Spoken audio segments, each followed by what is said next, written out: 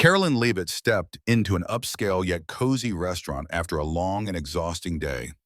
Dressed elegantly, with a determined look in her eyes, she only wanted to enjoy a peaceful dinner. But the moment she walked in, she noticed a shift in the atmosphere. The restaurant's owner, Martin Holloway, recognized her instantly, and his demeanor turned cold. Martin had seen Caroline on television countless times. As a former White House staffer known for her conservative views and strong support for Trump, she was the type of guest he despised. Martin, an outspoken liberal, prided himself on running an establishment that aligned with his values, and Caroline certainly didn't fit into that picture. He leaned toward a waiter and whispered something. Before Caroline could even place her order, the waiter approached her with an apologetic look. "I'm sorry, ma'am, but this restaurant might not be the best fit for you. We'd be happy to recommend another place," he said carefully. Caroline arched an eyebrow. "Isn't this a public restaurant?" she asked, her tone calm but firm. Martin stepped forward, crossing his arms. "Yes, but we have the right to decide who we serve, and we don't serve people like you." A stunned silence filled the restaurant. Other diners looked on with wide eyes, some whispering among themselves. But Martin remained confident. After all, Caroline was alone. She simply smiled and pulled out her phone, typing a quick message. Then she leaned back in her chair, unfazed. Within minutes, the restaurant's door swung open with force. The man who walked in had a commanding presence. With a strong stance and piercing gaze, he immediately drew attention. It was Daniel Leavitt, Caroline's husband, a former soldier turned powerful businessman. Few had met Daniel in person, but his name carried weight. He wasn't just wealthy, he controlled major media networks and had a reputation for being a sharp strategist. As he surveyed the room, his eyes landed on Martin Holloway. Without hesitation, he walked straight toward him. "I believe there's been a misunderstanding," Daniel said, his voice calm but laced with authority. "My wife wishes to dine here. Is there a problem with that?" Martin hesitated for the first time.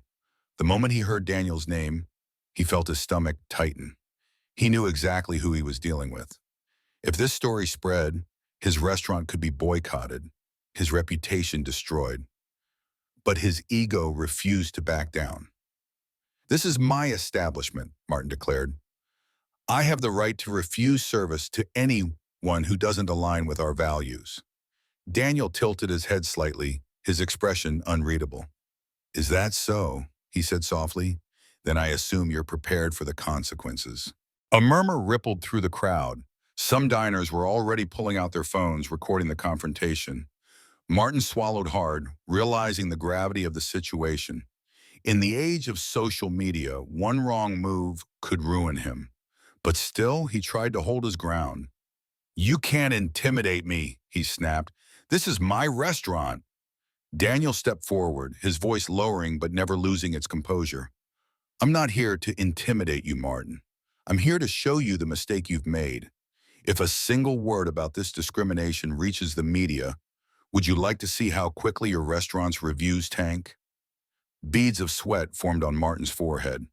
The arrogance he had moments ago was beginning to crack. The diners started whispering louder, some voicing their support for Caroline. Others were shaking their heads at Martin's behavior. Finally, after a long pause, Martin clenched his jaw and muttered, "Fine, you can eat here." But his face burned him with humiliation. Daniel turned to his wife with a smile. "What do you think, sweetheart? Should we stay?" Caroline smirked.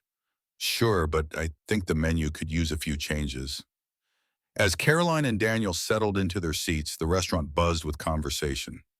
The wait staff, now under Martin's silent orders, treated them with exceptional service. But the damage had already been done. Within minutes, videos of the incident flooded social media.